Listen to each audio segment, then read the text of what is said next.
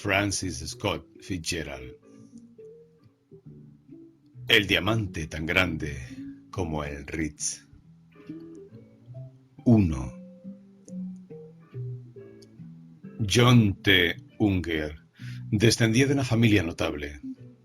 Desde hacía varias generaciones en Hades, pequeña ciudad en la ribera del Mississippi. El padre de John había conservado el título de campeón de golf, aficionado a numerosas y reñidas competiciones. La señora Unger era conocida en los antros del vicio y la corrupción, como decían en el pueblo, por sus arengas políticas. Y el joven John T. Unger, que apenas había cumplido los 16 años, sabía bailar todos los bailes a la moda de New York antes de ponerse pantalones largos. Ahora tenía que pasar algún tiempo lejos de casa. El respeto por la educación impartida en Nueva Inglaterra, verdadero azote de todas las ciudades de provincia, a las que arrebataba cada año los jóvenes más prometedores, había alcanzado a sus padres. Lo único que podía satisfacerlos era que estudiaran en el colegio de St. Midas, cerca de Boston. Hades era demasiado pequeña para su querido e inteligente hijo. Pero en Hades, como bien sabe cualquiera que haya estado allí, los nombres de los más elegantes colegios preuniversitarios y las más elegantes universidades significan muy poco. Sus habitantes llevan tanto tiempo alejados del mundo que, aunque presumen de estar al día en moda, costumbres y literatura, dependen en gran medida de lo que les llega de oídas, y una ceremonia que en Hades se consideraría perfecta sería juzgada, quizá un poco cursi, por la hija del rey de las carnicerías de Chicago. Era la víspera de la partida de John T. Unger, mientras la señora Unger, con maternal fatuidad, le llenaba las maletas de trajes de lino y ventiladores eléctricos. El señor Unger le regaló a su hijo una billetera de asbesto atiborrada de dinero. «Acuérdate de que aquí siempre serás bien recibido», le dijo. «Puedes estar seguro, hijo, de que mantendremos viva la llama del hogar». «Lo sé», contestó John con voz ronca. «No olvides quién eres y de dónde vienes», continuó su padre con orgullo, «y no hagas nada de lo que te puedas avergonzar. Eres un Unger, de Hades». Y el viejo y el joven se estrecharon la mano, y John se alejó llorando a mares. 10 minutos después, en cuanto cruzó los límites de la ciudad, se detuvo para mirarla por última vez. El anticuado lema victoriano inscrito sobre las puertas le pareció extrañamente atractivo. Su padre había intentado muchas veces cambiarlo por algo con más garra y brío, algo como Hades, tu oportunidad, o incluso un simple bienvenidos, estampado sobre un caluroso apretón de manos dibujado con luces eléctricas. El viejo lema era un poco deprimente, pero en aquel momento... Así que John miró por última vez la ciudad y luego, con resolución, se encaró a su destino. Y mientras se alejaba, las luces de Hades contra el cielo parecían llenas de una cálida y apasionada belleza. El colegio preuniversitario de St. Midas está a media hora de Boston en un automóvil Rolls-Royce. Nunca se sabrá la distancia real, porque nadie, excepto John T. Unger, ha llegado hasta allí como no sea en un Rolls-Royce, y probablemente un caso como el de Unger no volverá a repetirse. St. Midas es el colegio preuniversitario masculino más caro y selecto del mundo. Los 2 primeros cursos transcurrieron apaciblemente. Todos los alumnos eran hijos de reyes de las altas finanzas, y John pasó los 2 veranos invitado en alguna playa de moda. Aunque apreciaba mucho a los amigos que lo invitaban, los padres le sorprendían porque todos parecían cortados por el mismo patrón. Y, desde su juvenil punto de vista, a veces se maravillaba de su excesiva similitud. Cuando les decía dónde vivía, Le preguntaban despreocupadamente. Hace calor allí, ¿no? Y John se veía obligado a añadirle a la respuesta una débil sonrisa. Desde luego que sí. Habría respondido con mayor cordialidad si todos no repitieran siempre el mismo chiste, a veces con una variante que no le parecía menos odiosa. Allí no te quejarás del frío, ¿no? A mediados del segundo curso, pusieron en la clase de John a un chico tranquilo y atractivo que se llamaba Percy Washington. El recién llegado tenía modales agradables y vestía extraordinariamente bien, incluso para San Midas. Pero, a pesar de todo, quién sabe por qué, se mantenía al margen de los otros chicos. El único con quien hizo amistad fue John T. Unger, pero ni siquiera con John hablaba abiertamente de su casa y su familia. No había ninguna duda de que era rico, pero, aparte de lo poco que podía deducir, John no sabía casi nada de su amigo. Así que, cuando Percy lo invitó a pasar el verano en su casa del oeste, fue como si le prometieran un banquete para saciar su curiosidad. Aceptó sin vacilar. Ya en el tren, Percy se volvió, por primera vez, más comunicativo. Y un día, mientras comían en el vagón restaurante y hablaban de los defectos de algunos de sus compañeros de colegio, Percy cambió de repente de tono e hizo una observación inesperada. Mi padre, dijo, es, con mucho, el hombre más rico del mundo. Ah, respondió John cortésmente. No sabía qué contestar a semejante confidencia. Pensó contestar, es magnífico, pero le sonaba a hueco, y estuvo a punto de decir, ¿de verdad? Pero se contuvo, porque hubiera parecido que dudaba de la afirmación de Percy, y una afirmación tan asombrosa como aquella no admitía dudas. El más rico, con mucho, repitió Percy. He leído en el almanaque mundial, empezó a decir John, que en Estados Unidos hay uno que gana más de 5 millones al año y 4 que ganan más de 3 millones y... Ah, eso no es nada. La boca de Percy se curvó en una mueca de desprecio. Capitalistas de 4 cuartos, financieros de poca monta, pequeños comerciantes y prestamistas. Mi padre podría comprarles todo lo que tienen y ni siquiera lo notaría. Pero, ¿cómo? ¿Que cómo no figura en las listas de Hacienda? Porque no paga impuestos. Si acaso, paga un poco, pero no de acuerdo con sus ingresos reales. Debe de ser muy rico, se limitó a decir John. Me alegro. Me gusta la gente muy rica. Cuanto más rica es la gente, más me gusta. Había un brillo de apasionada franqueza en su cara morena. En Semana Santa me invitaron los Schnitzer Murphy. Vivía en Schnitzler Murphy.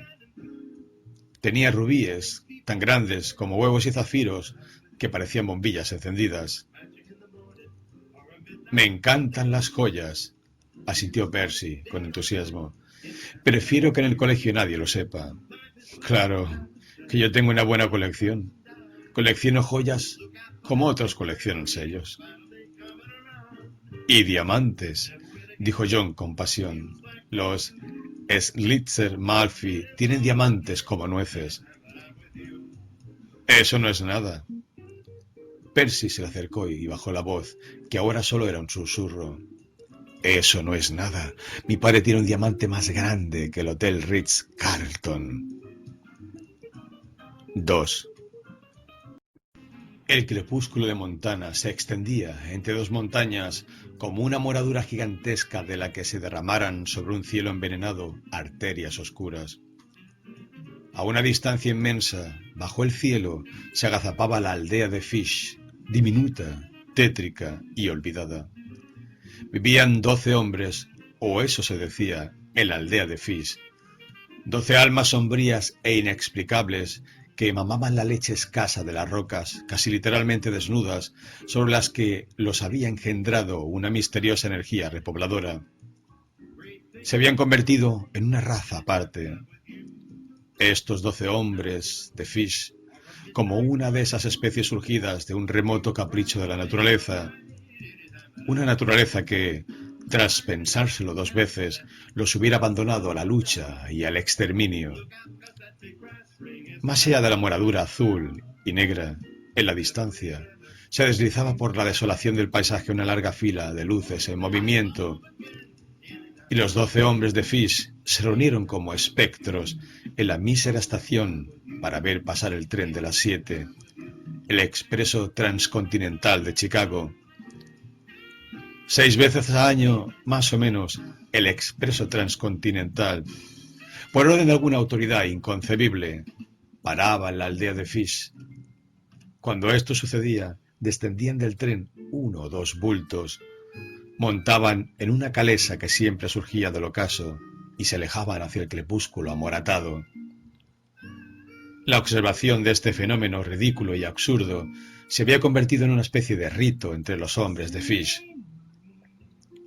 Observar, eso era todo. No quedaba en ellos nada de esa cualidad vital que es la ilusión, necesaria para sorprenderse o pensar.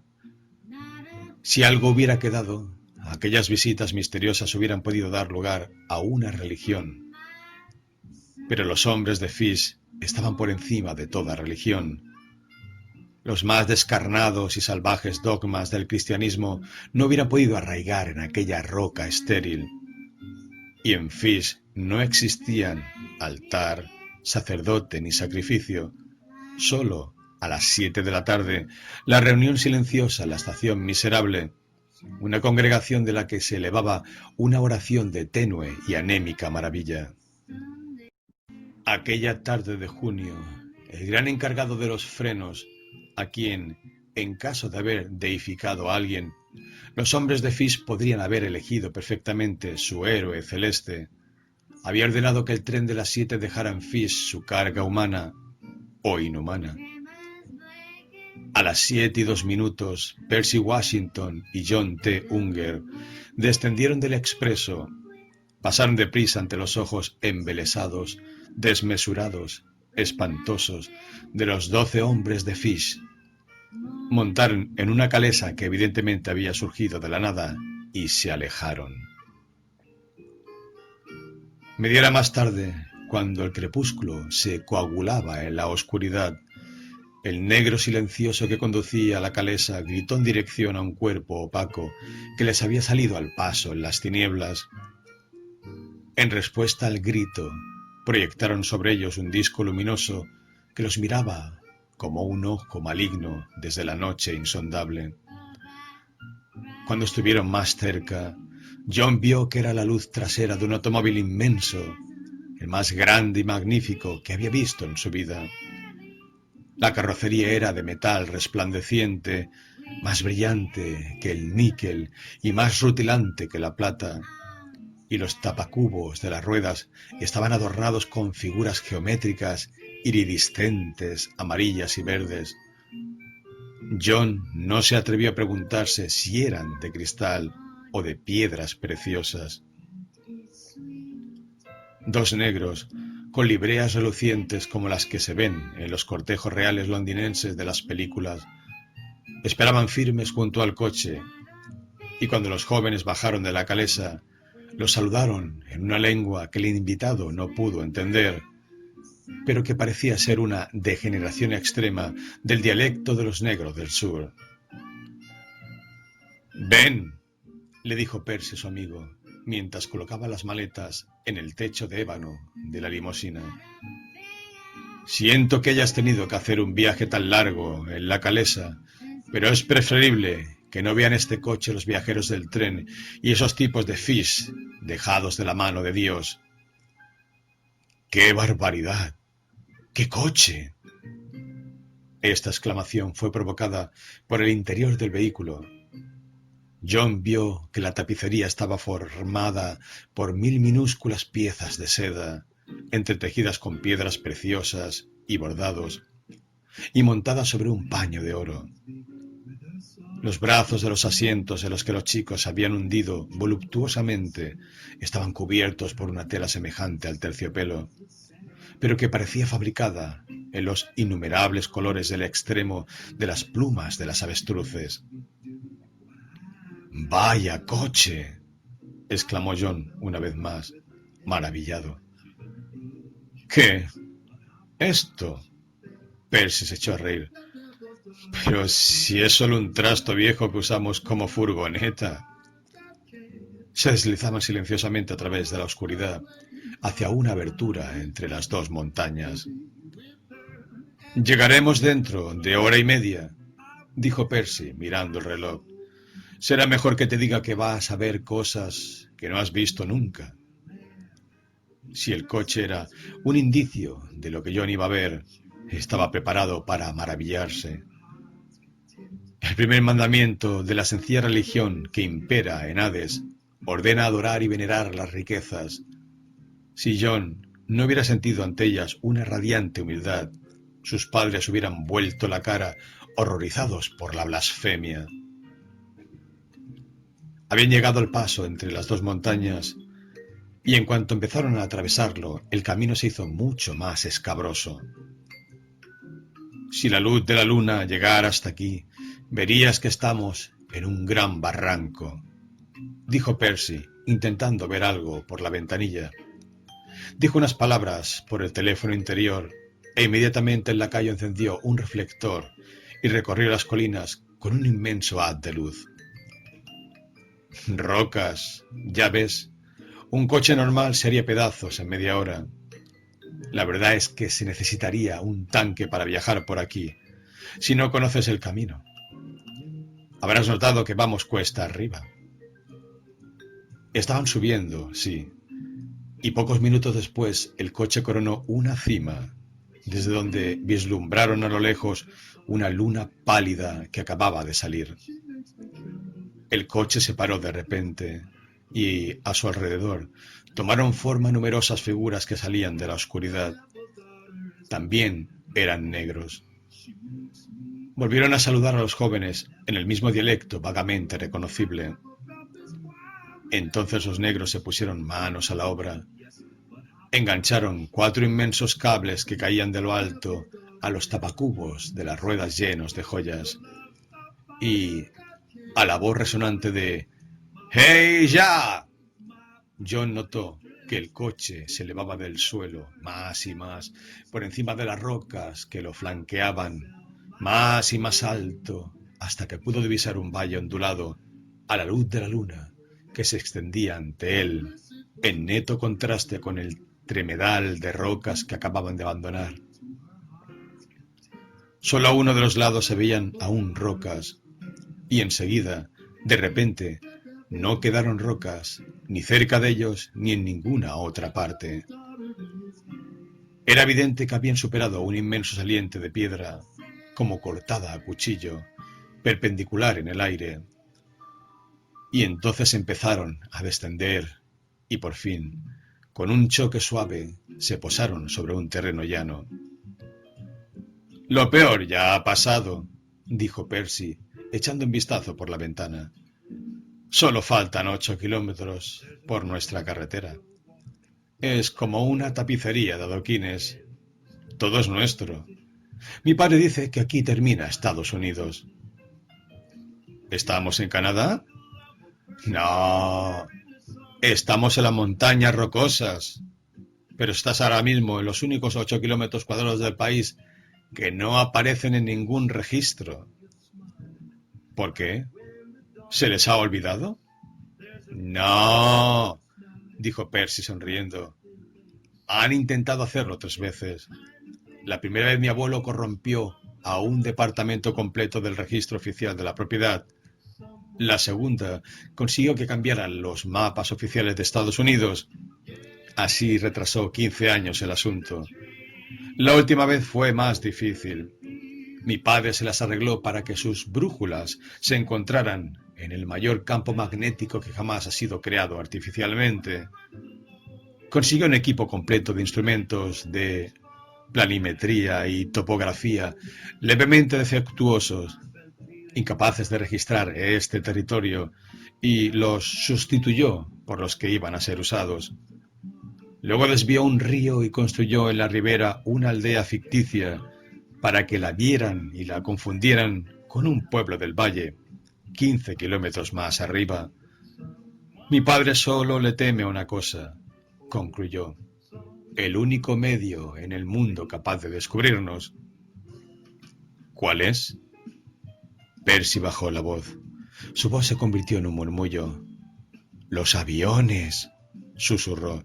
Tenemos media docena de cañones antiaéreos y nos las vamos arreglando, pero ya ha habido algunas muertes y muchos prisioneros. No es que eso nos preocupe a mi padre y a mí, ya sabes, pero mi madre y la chica se asustan y existe la posibilidad de que alguna vez no podamos solucionar el problema. Fragmentos y jirones de chinchilla, nubes galantes en el cielo de verde luna, pasaban ante la luna como preciosos tejidos de oriente exhibidos ante los ojos de algún can tártaro. A John le parecía que era de día y que veía aviadores que navegaban por el aire y dejaban caer una lluvia de folletos publicitarios y prospectos medicinales con mensajes de esperanza para los desesperados caseríos perdidos en la montaña. Le parecía que miraban a través de las nubes y veían todo lo que había que ver allí a donde él se dirigía. ¿Qué pasaría entonces? Serían obligados a aterrizar por algún artefacto maligno y encerrados entre muros lejos de los prospectos medicinales y publicitarios hasta el día del juicio. O, en caso de burlar la trampa, los derribaría una rápida humareda y la terrible onda expansiva de la explosión de una granada que asustaría a la madre y las hermanas de Percy. John negó con la cabeza y el fantasma de una sonrisa irónica se insinuó en sus labios entreabiertos. ¿Qué negocio desesperado se escondía en aquel lugar? ¿Qué astucia moral de algún excéntrico creso?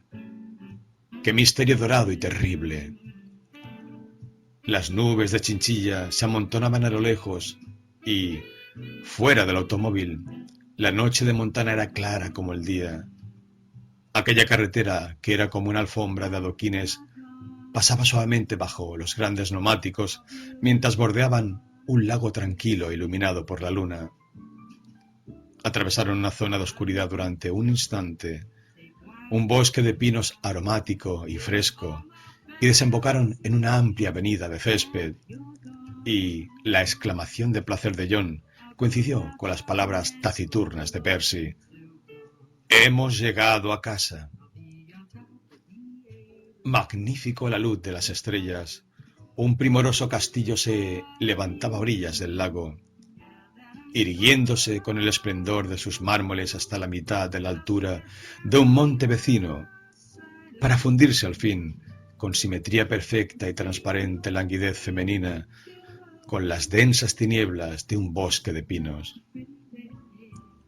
Las torres innumerables, las esbeltas tracerías de los parapetos inclinados, el cincelado prodigioso de un millar de ventanas amarillas, con sus rectángulos, octógonos y triángulos de luz dorada, la pasmosa suavidad con que se cruzaban el resplandor de las estrellas y las sombras azules, vibraron en el alma de John como la cuerda de un instrumento musical.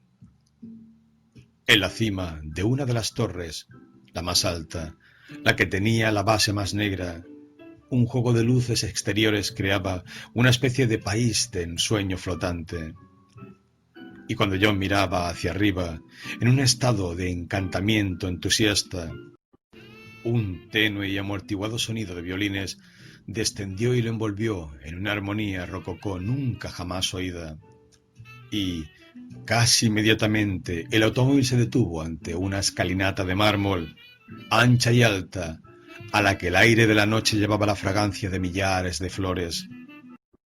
Al final de la escalinata, dos grandes puertas se abrieron silenciosas y una luz ambarina se derramó en la oscuridad.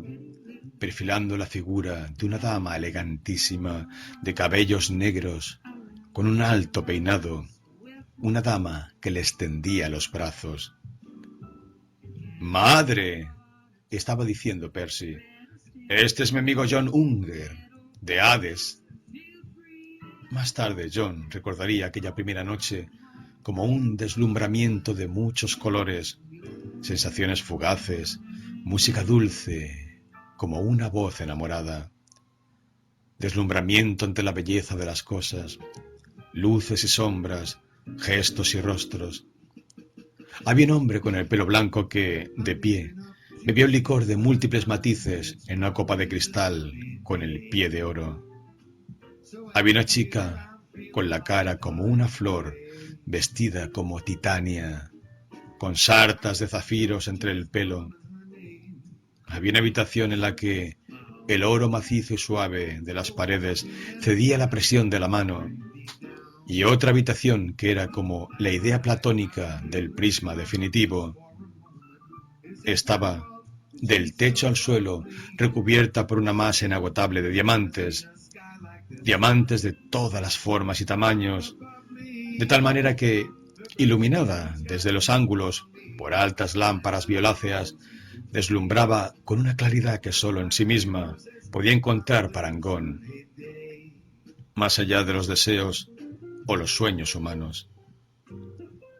Los dos chicos vagabundearon por aquel laberinto de habitaciones. A veces el suelo que pisaban llameaba con brillantes dibujos de fulgor interior, dibujos de colores mezclados en bárbaros contrastes, o dibujos que tenían la delicadeza del pastel, o el blancor más puro, o mosaicos sutiles y complejos, procedentes sin duda de alguna mezquita del mar Adriático. A veces, bajo losas de espeso cristal, John veía un torbellino de aguas celestes o verdes, pobladas de peces exóticos y una vegetación que mezclaba todos los colores del arco iris. Y pudieran andar sobre pieles de todas las texturas y colores, o a través de corredores del más pálido marfil, inacabables, como si hubieran sido excavados en los gigantescos colmillos de los dinosaurios extinguidos antes de la era del hombre. Hay luego un intervalo confuso en la memoria, y ya estaban cenando. Cada plato estaba hecho con dos capas casi indistinguibles de puro diamante, entre las que habían insertado con extraña labor una filigrana de esmeraldas, casi filamentos de puro aire, verdes e intangibles. Una música quejumbrosa y discreta fluía a través de lejanos corredores. La silla, de plumas e insidiosamente curvada en torno a su espalda, parecía tragárselo y aprisionarlo mientras se bebía la primera copa de Oporto. Intentó soñolientamente contestar a una pregunta que acababan de hacerle, pero el lujo melifluo que oprimía su cuerpo intensificó el espejismo del sueño. Joyas, tejidos, vinos y metales se desdibujaban ante sus ojos en una dulce niebla. Sí, contestó con esfuerzo por cortesía. Allí paso calor de sobra. Consiguió añadir a sus palabras una risa espectral. Luego, sin un movimiento, sin ofrecer resistencia, le pareció flotar a la deriva, alejarse flotando dejando atrás el postre, un helado que era rosa como un sueño. Se durmió. Cuando despertó, supo que habían pasado horas. Estaba en una habitación grande y silenciosa, con paredes de ébano y una iluminación desvaída, demasiado débil, demasiado sutil para poderse llamar luz. Su joven anfitrión se inclinaba sobre él. «¿Te has quedado dormido mientras cenábamos?», le decía Percy. «Yo estuve a punto de dormirme también. Era tan agradable sentirse cómodo después de un año de colegio. Los criados te han desnudado y lavado mientras dormías». «¿Esto es una cama o una nube?», suspiró John. «Percy, Percy, antes de que te vayas, quisiera pedirte perdón. ¿Por qué? Por haber dudado de ti cuando dijiste que tenías un diamante tan grande como el Hotel Ritz-Carlton. Percy sonrió. Sabía que no me creías. Es esta montaña, ¿sabes? ¿Qué montaña? La montaña sobre la que está construido el castillo. No es demasiado alta para ser una montaña, pero aparte de unos 15 metros de hierba y grava, es un diamante puro, un diamante único en el mundo, un diamante de unos 1500 metros cúbicos, sin un solo defecto. ¿Me estás escuchando? Oye, pero John T. Unger había vuelto a quedarse dormido. 3. Era por la mañana. Mientras se despertaba, percibió entre sueños que la habitación se iba llenando de luz solar. Los paneles de ébano de una de las paredes, deslizándose por una especie de raíles, habían entreabierto la habitación para que entrara la luz del día. Un negro voluminoso, en uniforme blanco, estaba de pie junto a la cama. Buenas noches, murmuró John, ordenándole a su propia mente que volviera de las regiones de la insensatez. Buenos días, señor. ¿Desea darse un baño, señor? Por favor, no se levante. Yo lo llevaré. Basta con que se desabotone el pijama. ¿Así? Gracias, señor. John permaneció tranquilamente en la cama mientras le quitaban el pijama. Aquello le divertía y le gustaba. Esperaba que lo cogieran como a un niño los brazos de aquel negro gargantúa que lo atendía, pero no sucedió nada parecido. Sintió que la cama se inclinaba hacia un lado y John empezó a desplazarse, sorprendido al principio, hacia la pared. Pero cuando iba a tocarla, las cortinas se abrieron y, deslizándose por un blando plano inclinado que no llegaba a los 2 metros de longitud, se hundió suavemente en agua que estaba a la misma temperatura que su cuerpo. Miró alrededor. La pasarela o el tobogán que lo había conducido al agua se había plegado lenta y automáticamente. Había sido proyectado a otra habitación y estaba sentado en una bañera empotrada en el suelo. Su cabeza quedaba exactamente por encima del nivel del suelo. Todo a su alrededor, las paredes de la habitación y el fondo de la bañera, formaba parte de un acuario azul. Y mirando a través de la superficie de cristal en la que estaba sentado, podía ver cómo nadaban los peces entre luces ambarinas, deslizándose sin ninguna curiosidad junto a los dedos de sus pies, separados solo por la espesura del cristal. Desde lo alto, la luz del sol se filtraba a través de un vidrio verde mar. He pensado, señor, que esta mañana preferiría agua de rosas caliente con espuma de jabón y para terminar, quizá agua salada fría. El negro seguía a su lado. Sí, asintió John, sonriendo como un tonto. Como usted quiera. La sola idea de ordenar aquel baño hubiera resultado, de acuerdo con su pobre nivel de vida, presuntuosa e incluso perversa. El negro apretó un botón y una ducha templada empezó a caer, en apariencia desde arriba, pero en realidad, según pudo descubrir John muy pronto, de una especie de fuente que había junto a la bañera. El agua tomó un color rosa pálido y chorros de jabón líquido brotaron de 4 cabezas de morsa en miniatura situadas en los ángulos de la bañera. Y en un ambiente, 12 minúsculas ruedas hidráulicas, fijadas a los lados, habían agitado y convertido la mezcla en un radiante arco iris de espuma rosa que envolvía a John en una delicia de suavidad y ligereza y estallaba a su alrededor por todas partes en burbujas resplandecientes y rosa. ¿Conecto el proyector de cine, señor?, sugirió el negro respetuosamente. Hoy hay preparada una buena comedia de un solo rollo, pero puedo poner una película más seria si así lo prefiere. No, gracias, contestó John con educación y firmeza. Disfrutaba demasiado del baño como para desear otra distracción. Pero llegó la distracción. Ahora oía, procedente del exterior, una música de flautas, flautas que derramaban una melodía semejante a una cascada, tan fresca y verde como aquella habitación, y acompañaban a un volátil octavín, más frágil que el encaje de espuma que lo envolvía y fascinaba.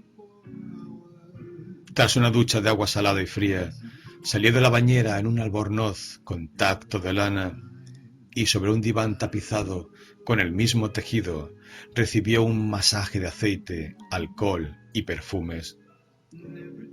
Luego se sentó en una voluptuosa silla para que lo afeitaran y le recortaran un poco el pelo. El señor Percy lo espera en su salón, dijo el negro cuando acabaron estas operaciones. Me llamo Gibson, señor Unger. Todas las mañanas estaré al servicio del señor Unger.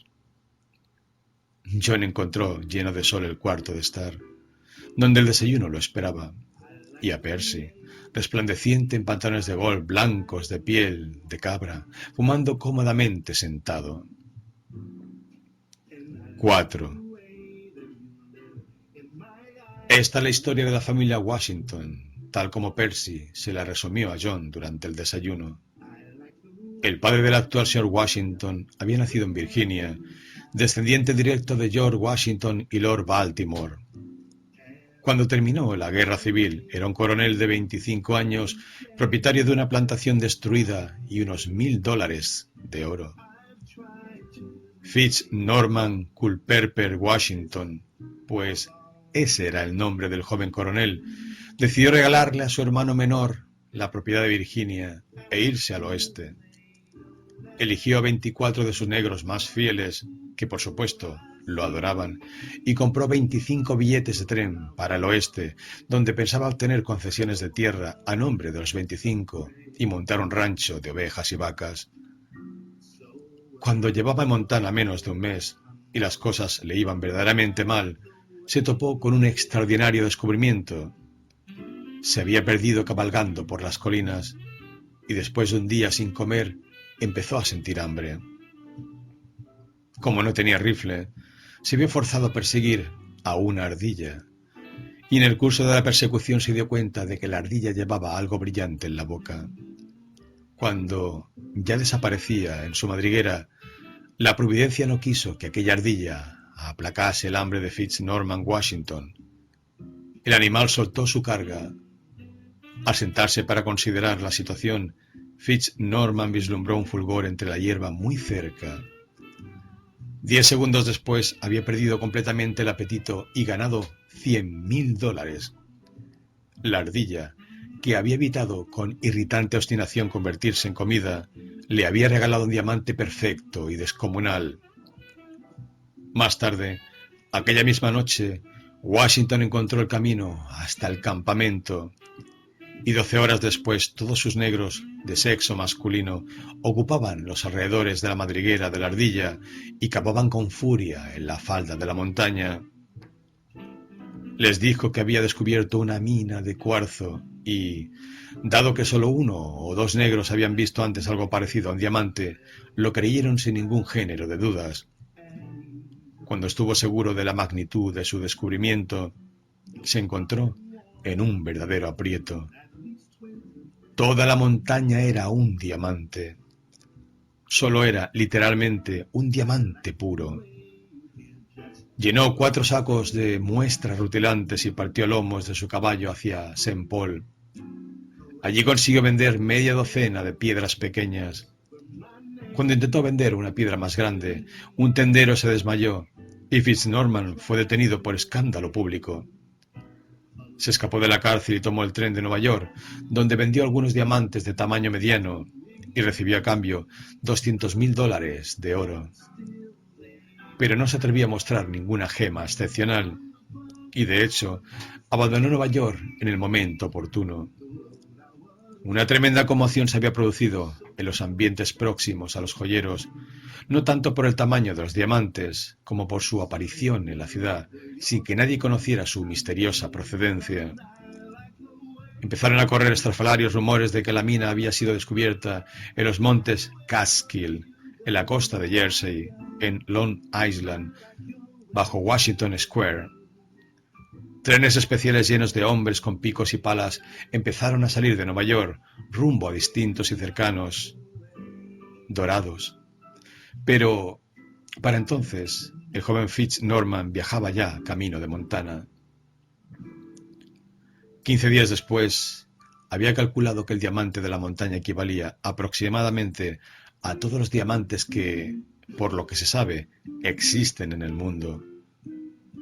No habría sido posible, sin embargo, valorarlo con exactitud, pues se trataba de un único diamante purísimo, y si hubiese sido puesto a la venta, no solo hubiese provocado el hundimiento del mercado, sino que, si, de acuerdo con la costumbre, el valor varía según el tamaño en progresión aritmética, no hubiera habido oro en el mundo para comprar la décima parte.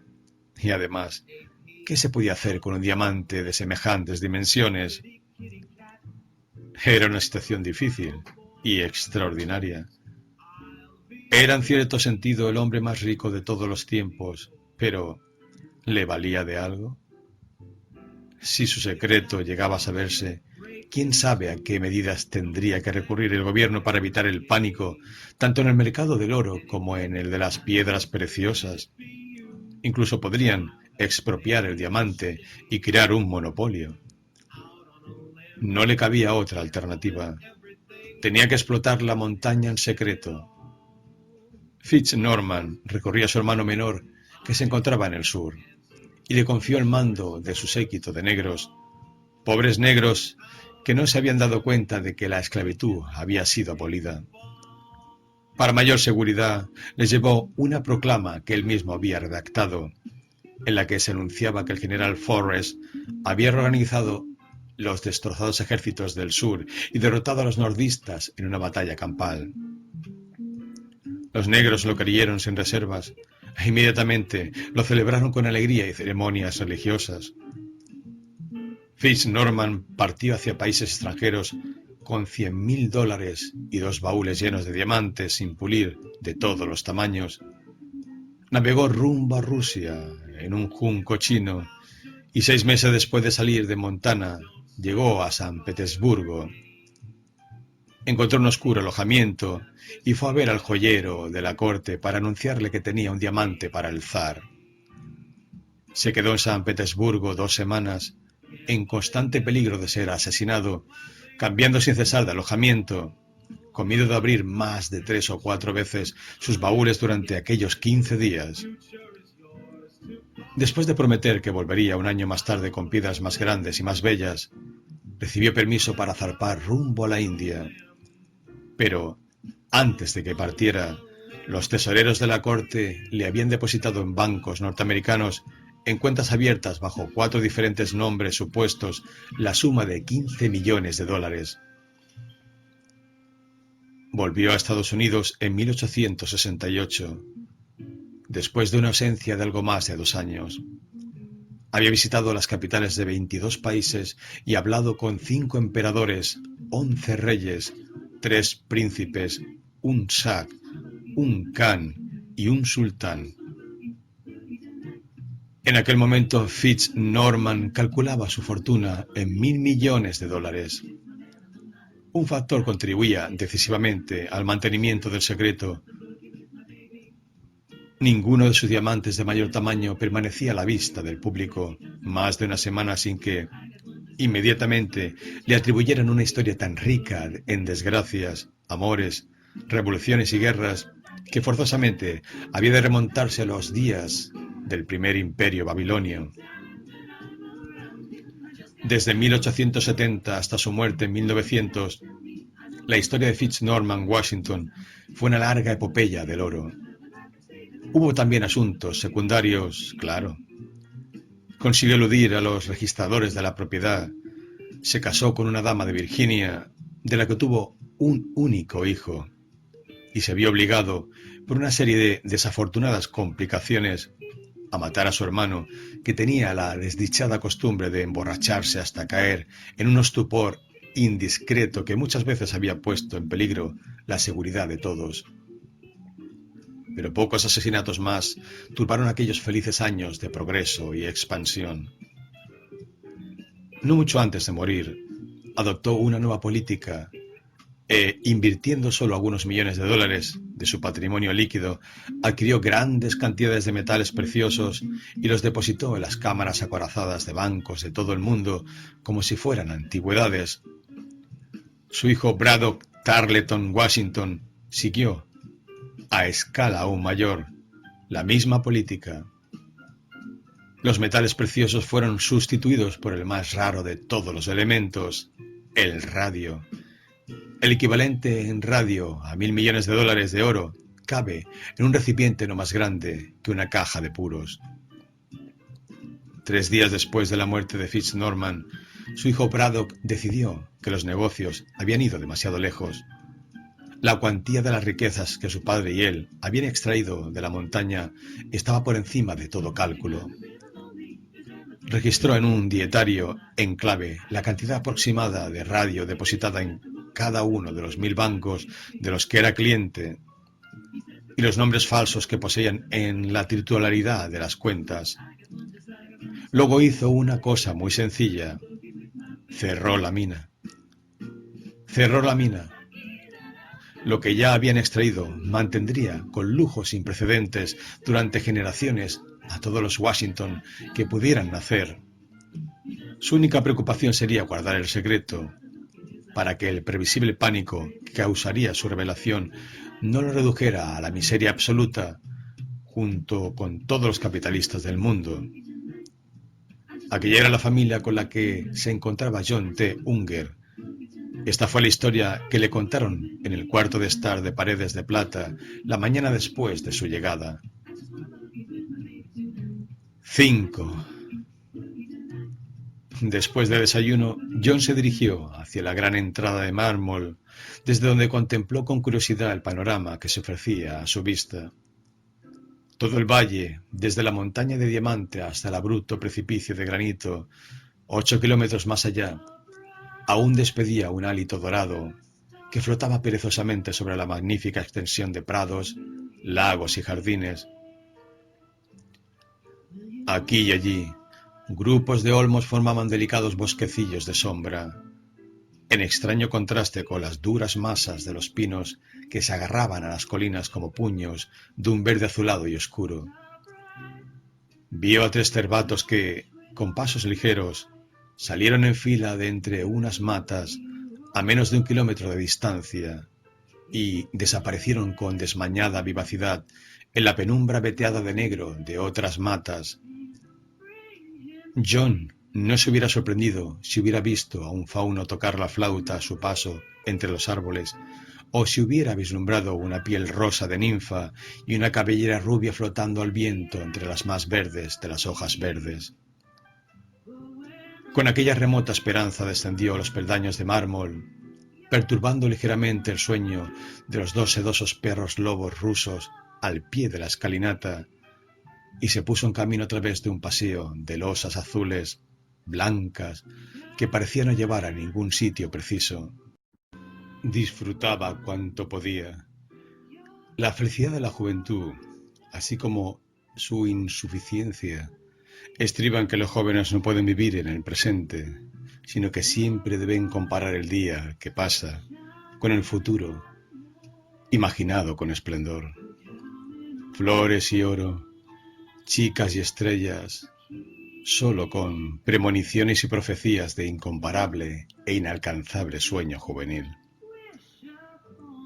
John siguió una suave curva donde los macizos de las rosas llenaban el aire de intensos aromas y a través de un parque se dirigió hacia un claro de musgo a la sombra de unos árboles. Nunca se había tendido sobre el musgo y quería comprobar si de verdad era tan blando como para justificar que su nombre fuera utilizado para designar la blandura. Entonces vio a una chica que se acercaba por el prado. Era la criatura más bella que había visto en su vida. Vestía una falda corta, blanca, que apenas le tapaba las rodillas, y le ceñía el pelo una guirnalda de resedas unidas con pasadores de zafiros azules. Sus desnudos pies rosados salpicaban rocío conforme se iba acercando. Era más joven que John. No tenía más de 16 años. «Hola», exclamó con voz suave. «Soy Kismin». Ya era para John mucho más. Avanzó hacia la chica y cuando estuvo más cerca, casi ni se atrevía a dar un paso por temor a pisarle los pies desnudos. «No nos conocíamos», dijo con aquella voz suave, y sus ojos azules añadieron: «Y te has perdido muchísimo. Anoche conociste a mi hermana Yasmín. Yo estaba mala.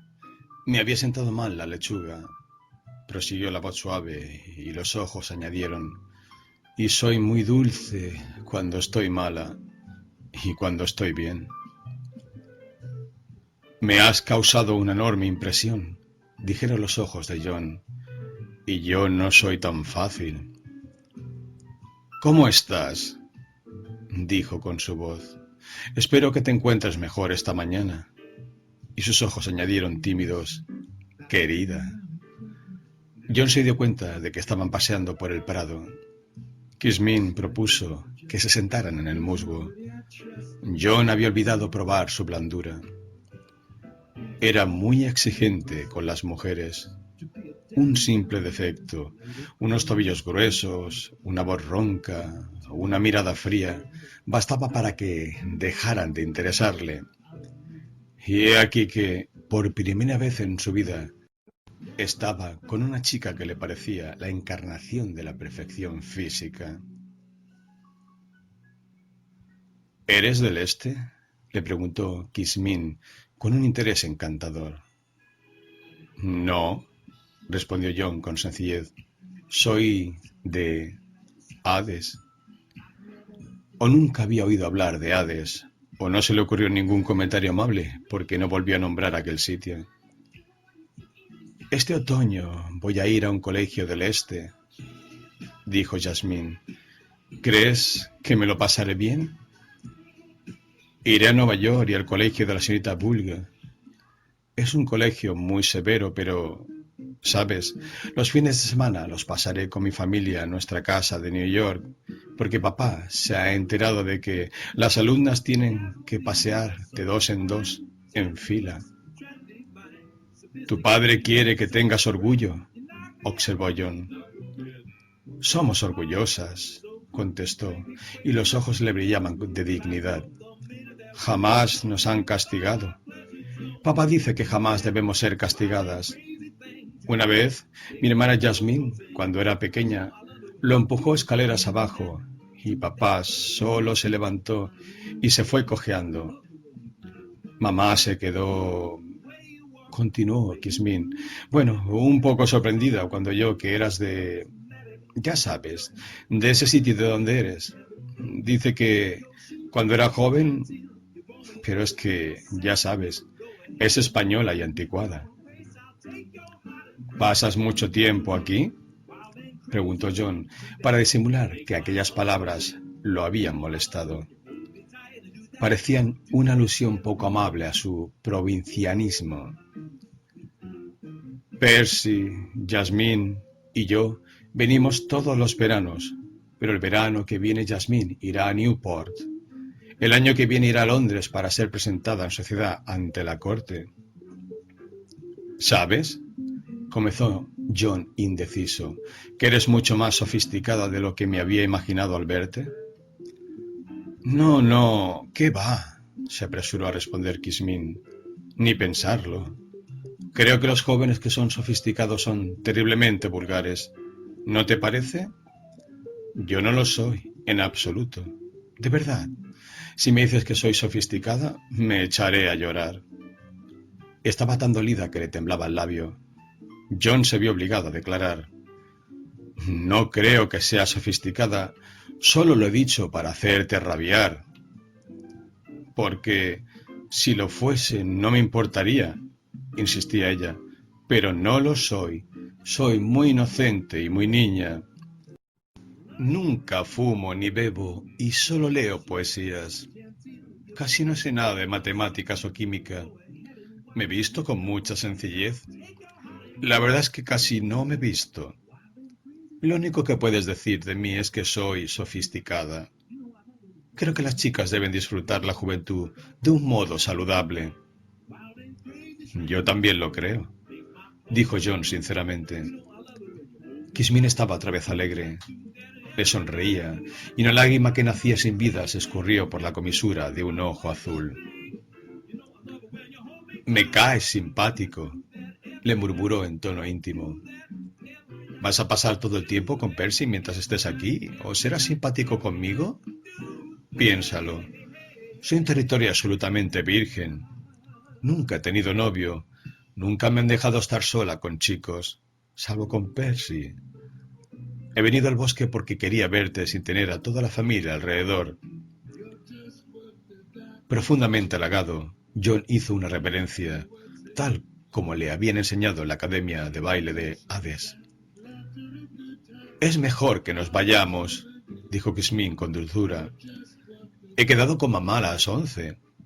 Todavía no me has pedido que te dé un beso. Creía que era lo que hacían los chicos de hoy.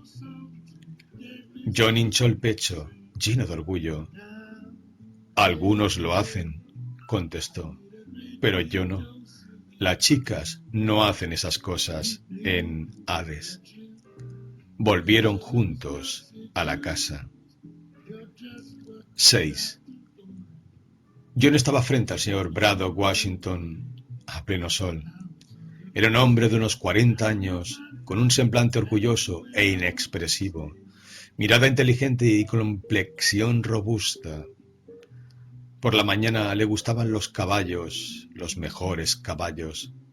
Se apoyaba en un sencillo bastón de paseo de abedul, con un gran ópalo en el puño. Le enseñaba, con Percy, el lugar a John. Las viviendas de los esclavos están allí. El bastón de paseo señalaba, a la izquierda, un claustro de mármol que, con la gracia del estilo gótico, se extendía al pie de la montaña. Cuando yo era joven, un período de absurdo idealismo me apartó de la vida real. Durante aquel tiempo, los esclavos vivieron en el lujo. Por ejemplo, hice que cada uno tuviera baño en sus habitaciones. Me figuro, se aventuró a decir John, con una sonrisa zalamera, que usarían las bañeras para guardar el carbón.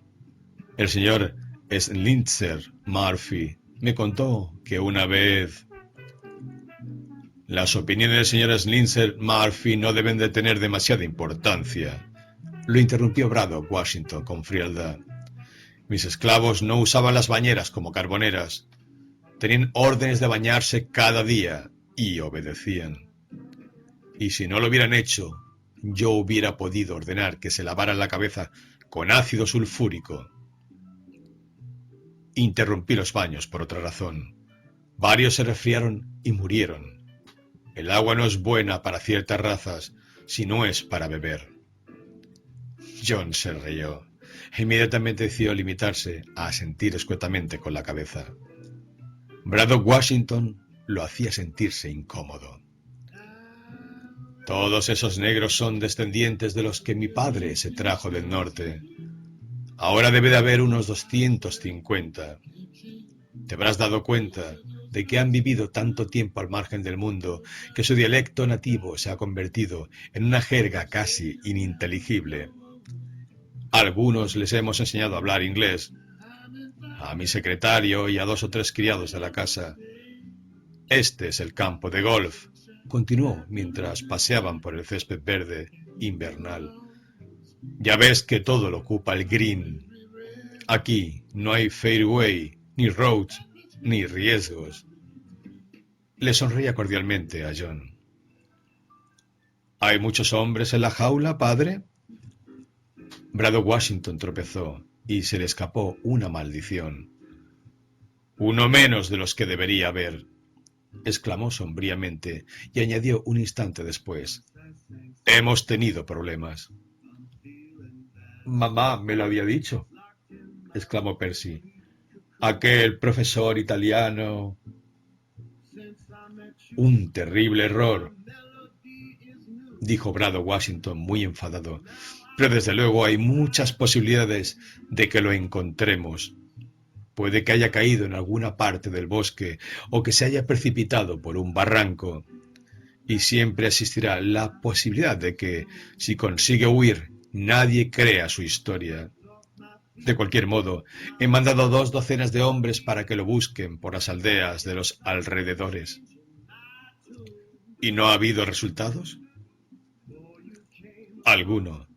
14 hombres le han dicho a mi agente que habían matado a un individuo que respondía a la descripción, pero puede ser, desde luego, que solo quisieran cobrar la recompensa».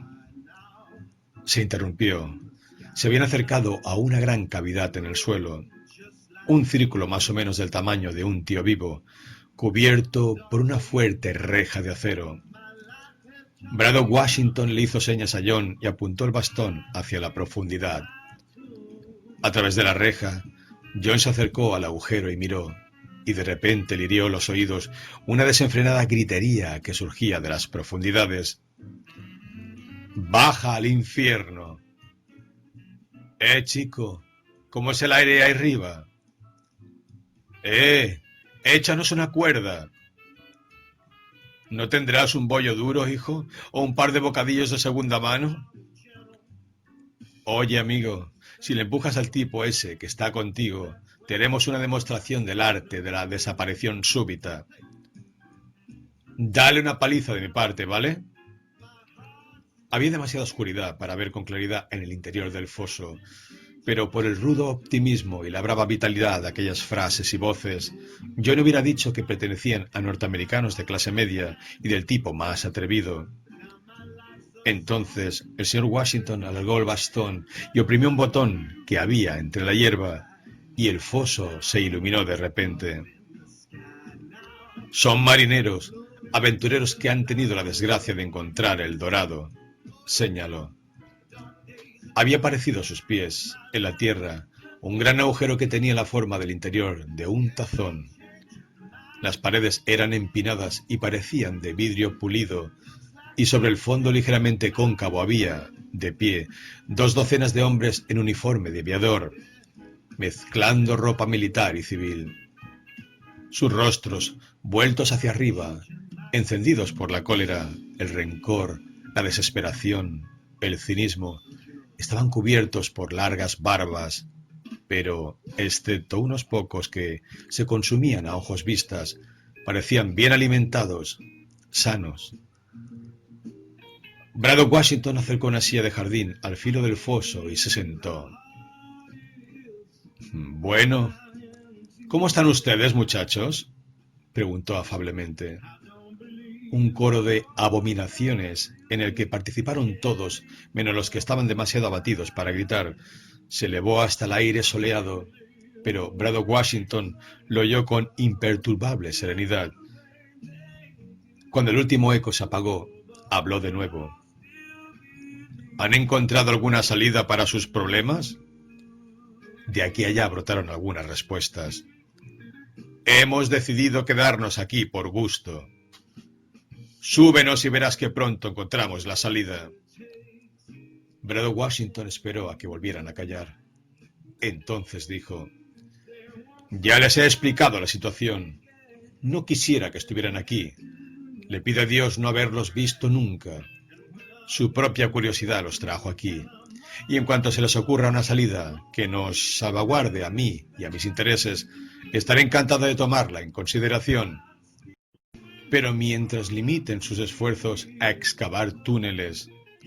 Sí, ya estoy al corriente del último que han empezado. No llegarán muy lejos. Esto no es tan duro como quieren hacer creer, con todos sus alaridos, a los seres queridos de mi casa. Si hubieran sido el tipo de personas que se preocupa por los seres queridos, jamás se hubieran dedicado a la aviación».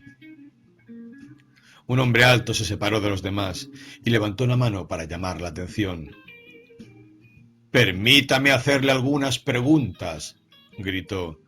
«Usted pretende ser un hombre equitativo». ¡Qué absurdo! ¿Cómo puede un hombre de mi posición ser equitativo con ustedes?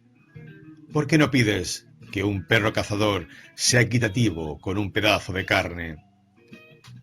Ante esta observación despiadada, las caras de las 2 docenas de pedazos de carne acusaron el golpe, pero el hombre alto continuó. «Muy bien», gritó. «Ya hemos discutido antes estas cosas. Usted no es humanitario ni equitativo, pero es humano, o al menos dice serlo, y será capaz de ponerse en nuestro lugar y entender hasta qué punto. ¿Hasta qué punto? ¿Hasta qué punto qué?», preguntó Washington fríamente. «¿Hasta qué punto es necesario?» «Para mí no». «Bueno, ¿hasta qué punto es cruel?» «Eso ya lo hemos hablado. No existe crueldad cuando está en juego la propia conservación. Han sido soldados, lo saben. Busca otro argumento». «Bueno, entonces, ¿hasta qué punto es una estupidez?» «Bien», admitió Washington. «Eso lo reconozco, pero intenten pensar en una alternativa. Me he ofrecido a ejecutarlo sin dolor a todos, o a quien quiera, cuando lo deseen. Me he ofrecido a secuestrar a sus mujeres, novias, hijos y madres para traerlos hasta aquí. Ampliaremos sus alojamientos en la fosa y los alimentaremos y vestiremos durante el resto de sus vidas. Si hubiera algún método que produjera amnesia permanente, se lo hubiera aplicado a todos y los hubiera liberado de inmediato, lejos de mis propiedades. Pero no se me ocurre otra cosa». «¿Y si te fiaras de que no te íbamos a delatar?», gritó alguien. «No lo dices en serio», dijo Washington con sarcasmo. «Dejé salir a uno para que le enseñara italiano a mi hija. Huyó la semana pasada». Un grito salvaje de júbilo salió de repente de 2 docenas de gargantas y le siguió un estallido de alegría. Los prisioneros bailaron y aplaudieron con entusiasmo, cantaron a la tirolesa y lucharon entre sí en un repentino e increíble ataque de optimismo animal. Incluso treparon por las paredes de vidrio del agujero hasta donde pudieron y resbalaron otra vez hasta el fondo, sobre el cojín natural de sus cuerpos. El hombre alto empezó una canción que todos corearon. «Sí, colgaremos al Kaiser de un manzano ácido». Braddock Washington guardó un silencio inescrutable hasta que la canción terminó. «Ya ven», observó en cuanto consiguió un mínimo de atención, «no les guardo rencor. No me gusta verlos tristes. Por eso no les había contado todo de golpe. Ese tipo, ¿cómo se llamaba? ¿Cristichello?». Uno de mis agentes le disparó y acertó en 14 puntos distintos. Los prisioneros no sospechaban que los puntos a los que se refería eran 14 ciudades diferentes. Las ruidosas manifestaciones de alegría cesaron inmediatamente. «De todas maneras», exclamó Washington con cierta rabia, «intentó huir. ¿Pretenden que vuelva a arriesgarme con ustedes después de una experiencia semejante?». Se repitieron las imprecaciones y los gritos. «¡Claro! ¿Quiere aprender chino tu hija?». Yo hablo italiano. Mi madre era italiana». «Lo mismo quiere aprender a hablar como en New York». «Si es la chica de los ojos azules, puedo enseñarle cosas mucho mejores que hablar italiano». «Yo sé canciones irlandesas y si hace falta sé batir el cobre». El señor Washington alargó repentinamente el bastón y pulsó el botón entre la hierba, y la escena del foso desapareció al instante, y solo quedó la gran boca oscura, cubierta tristemente por los dientes negros de la reja. ¡Eh!, gritó una voz desde el fondo. ¿Te vas a ir sin bendecirnos? Pero el señor Washington seguido por los dos chicos, se encaminaba ya a grandes pasos hacia el agujero número 9 del campo, como si el foso y todo lo que contenía solo fuera un obstáculo más que hubiera superado con facilidad su hábil palo de golf. 7. Julio, al abrigo de la montaña de Diamante, fue un mes de noches frescas y días cálidos, esplendorosos. John y Kismin estaban enamorados. Yo no sabía que el pequeño balón de fútbol de oro, con la inscripción Pro Deo et Patria et Sancti Midas, que le había regalado a Kismin, descansaba sobre el pecho de la chica, colgado de una cadena de platino, pero así era. Y Kismin no sabía que John guardaba con ternura en su joyero un gran zafiro que un día se había desprendido de su sencillo peinado. Una tarde, cuando reinaba el silencio en la sala de música de Rubíes y Armiño, pasaron una hora juntos. John le cogió la mano y Kismin lo miró de tal manera que él murmuró su nombre. Kismin se inclinó hacia él y luego titubeó. ¿Has dicho Kismin?, preguntó suavemente. Oh. Quería estar segura. Pensaba que quizás se estaba equivocando. Ninguno de los dos sabía lo que era un beso, pero una hora después parece que las cosas eran un poco diferentes. Se fue yendo la tarde. Aquella noche, cuando un último soplo de música descendió desde la torre más alta, soñaban despiertos con cada uno de los minutos del día. Habían decidido casarse tan pronto como fuera posible. 8. Todos los días el señor Washington y los dos jóvenes iban a cazar o a pescar a lo más hondo del bosque, o a jugar al golf en el campo soñoliento, partidas en las que diplomáticamente John dejaba ganar a su anfitrión, o a nadar en la frescura montañosa del lago. El señor Washington le parecía a John un hombre de carácter un tanto riguroso, indiferente por completo a otras ideas y opiniones que no fueran las suyas. La señora Washington era siempre distante y reservada. Parecía despreocuparse absolutamente de sus dos hijas y dedicarse por completo a su hijo Percy, con quien mantenía durante la comida conversaciones interminables en un español fluido. Yasmín, la hija mayor, se parecía a Kismin a primera vista, salvo que tenía las piernas un poco arqueadas y las manos y los pies demasiado grandes. Pero poseía un temperamento completamente distinto. Sus libros preferidos trataban de chicas pobres que cuidaban la casa de su padre viudo. Kismin le contó a John que Yasmín no se había podido recuperar del impacto y la decepción producidos por el fin de la guerra mundial, cuando estaba a punto de partir hacia Europa para servir en las cantinas militares. Incluso había pasado algún tiempo muy triste, y Braddock Washington había dado algunos pasos para provocar una nueva guerra en los Balcanes, pero Yasmín vio la foto de unos soldados serbios heridos y perdió el interés por todo lo que se refería a aquel asunto. Sin embargo, Percy y Kismin parecían haber heredado la arrogancia de su padre en toda su cruel magnificencia. Un egoísmo casto y consecuente moldeaba todas y cada una de sus ideas. A John le encantaban las maravillas del castillo y del valle. Braddock Washington, según le contó Percy, había mandado secuestrar a un diseñador de jardines, un arquitecto, un escenógrafo y un poeta del decadentismo francés superviviente del siglo pasado. Puso a su disposición toda la fuerza de sus negros y les procuró los materiales más preciosos y raros que existen en el mundo, dejándoles libertad para que llevaran a cabo algunas de sus ideas. Pero uno tras otro habían demostrado su incapacidad. El poeta decadentista enseguida empezó a quejarse de estar lejos de los bulevares en primavera.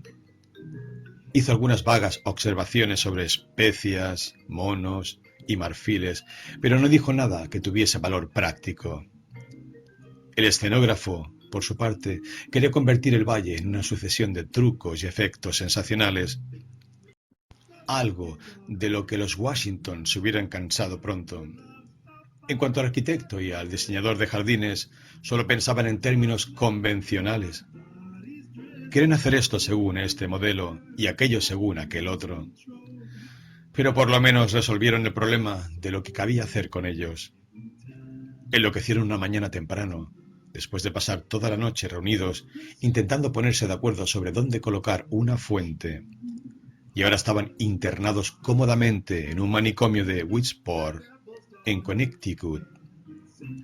Pero, preguntó John con curiosidad, ¿quién proyectó estos maravillosos salones, los vestíbulos, los accesos al castillo y los cuartos de baño?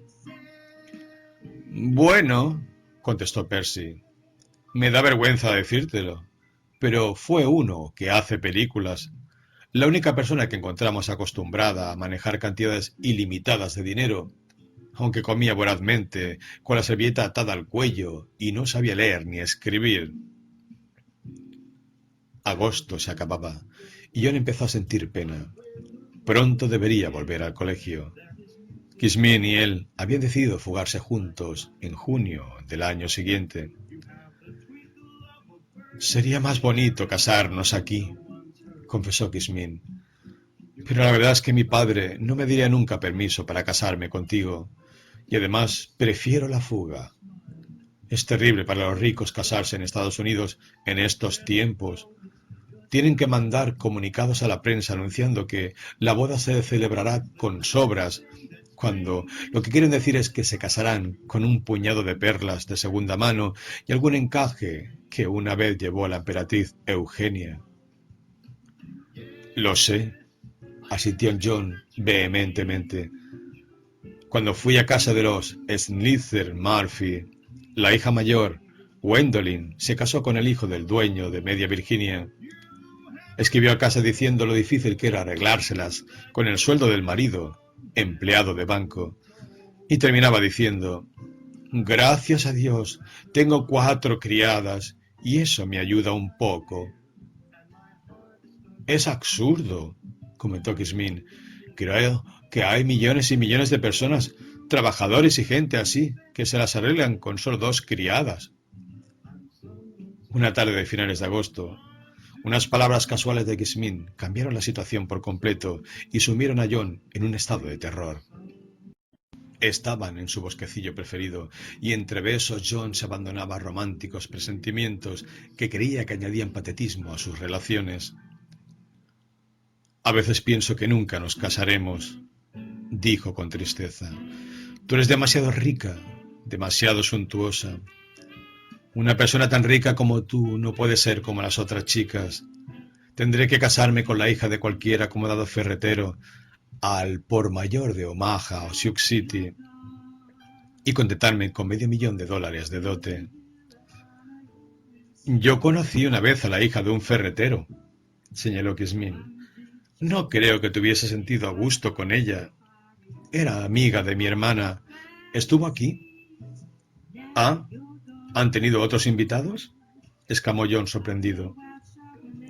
Kismin pareció arrepentirse de lo que había dicho.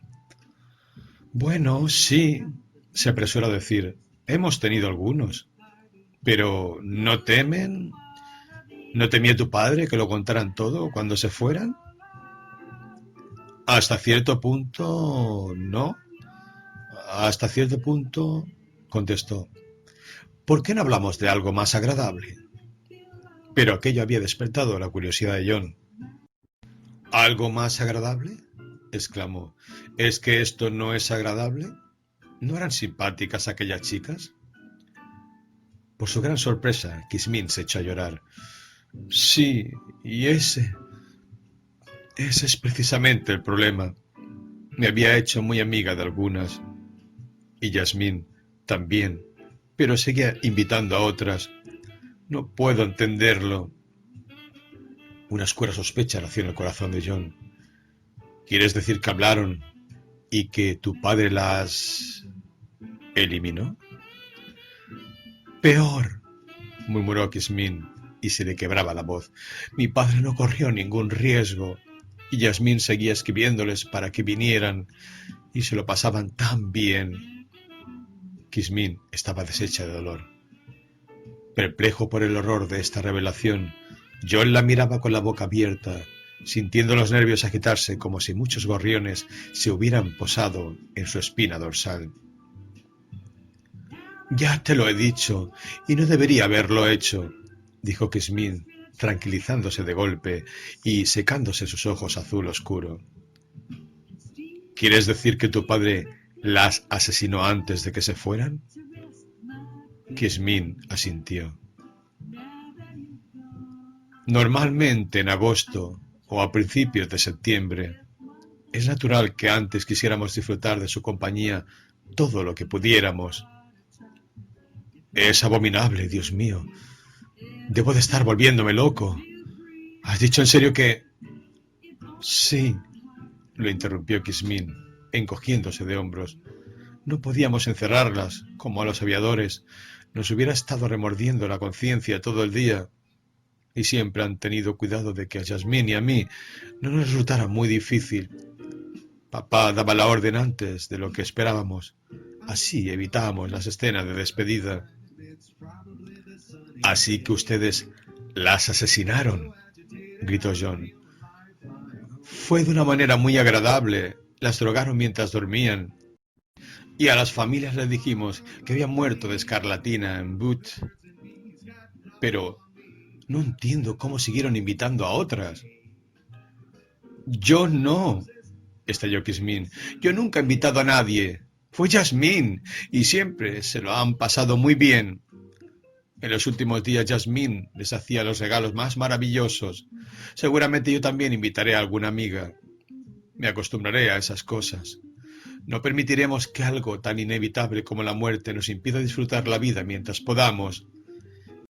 Piensa, qué solo estaría el castillo si nunca pudiéramos invitar a nadie. Y papá y mamá han sacrificado a algunos de sus mejores amigos, como nosotros. Y así, exclamó John acusadoramente, así has dejado que me enamorara de ti y has fingido que me correspondías, hablando de matrimonio y sabiendo perfectamente que nunca iba a salir vivo de aquí. ¡No!, protestó Yasmín con pasión. Ya no, solo al principio.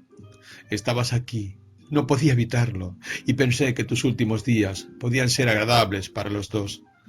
Pero me enamoré de ti, y ahora siento sinceramente que tengas que desaparecer. Aunque prefiero que desaparezcas a que alguna vez beses a otra chica. ¿Sí? ¿Lo prefieres?, gritó John ferozmente. Desde luego que sí. Además, siempre he oído que las chicas se lo pasan mejor con los hombres, con los que saben que no se casarán nunca. Ay, ¿por qué te lo he contado? Seguramente te he echado a perder los buenos ratos que nos quedaban. Lo hemos pasado verdaderamente bien cuando no sabías nada. Ya sabía yo que te ibas a deprimir un poco. ¿Lo sabías? ¿De verdad lo sabías? La voz de John temblaba de ira. Ya he oído bastante. Si tienes tan poco orgullo y tan poca decencia como para coquetear con alguien que sabes que es poco más que un cadáver, no quiero tener nada que ver contigo. Tú no eres un cadáver, protestó horrorizada. No eres un cadáver.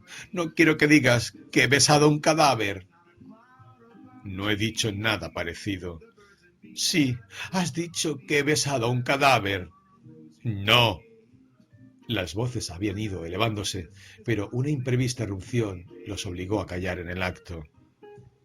Unas pisadas se acercaban por el sendero y un instante después las ramas de rosal se abrieron y apareció Braddock Washington.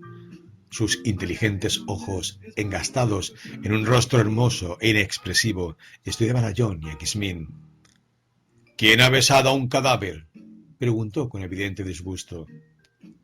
Nadie, contestó Yasmín rápidamente. Estábamos bromeando.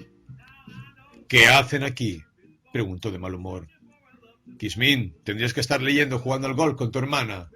Vamos, a leer, a jugar al golf. No quiero encontrarte aquí cuando vuelva. Después saludó cortésmente a John con la cabeza y siguió su paseo. ¿Has visto?, dijo Kismin, enfadada, cuando ya no podía oírla. Lo has estropeado todo. No podemos vernos nunca más. Mi padre no me dejará verte. Mandaría envenenarte si supiera que estamos enamorados. Ya no estamos enamorados, exclamó John con rabia. Tu padre puede estar tranquilo. Y no te creas que voy a quedarme aquí. Dentro de 6 horas habré cruzado las montañas y estaré camino del este, aunque tenga que cavar un túnel con los dientes.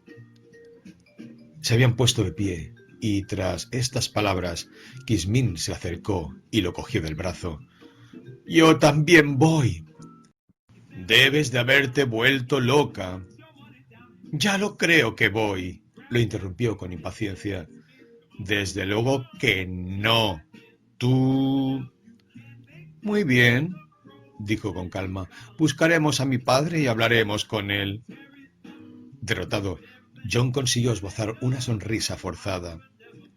Muy bien, amor mío, asintió con apagada y poco convincente ternura. Iremos juntos. El amor por Kismin volvía a sentarse plácidamente en su corazón. Kismin era suya, lo acompañaría y correría los mismos peligros que él. La abrazó y la besó con pasión. A pesar de todo, Kismin lo quería. En realidad, lo había salvado. Hablando de la fuga, volvieron despacio al castillo. Decidieron que, puesto que Braddock Washington los había visto juntos, sería mejor huir aquella misma noche.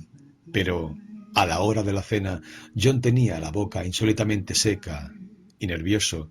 Tragó de tal manera una gran cucharada de consomé de pavo real que acabó en su pulmón izquierdo. Lo tuvieron que llevar a la sala de juego, decorada con turquesas y pieles de Marta, para que uno de los ayudantes del mayordomo le golpeara en la espalda. A Percy le divirtió mucho la escena. 9. Mucho después de medianoche, un estremecimiento nervioso recorrió el cuerpo de John, que se irguió de golpe, sentándose muy derecho en la cama, mirando a través de los velos de somnolencia que tapizaban la habitación.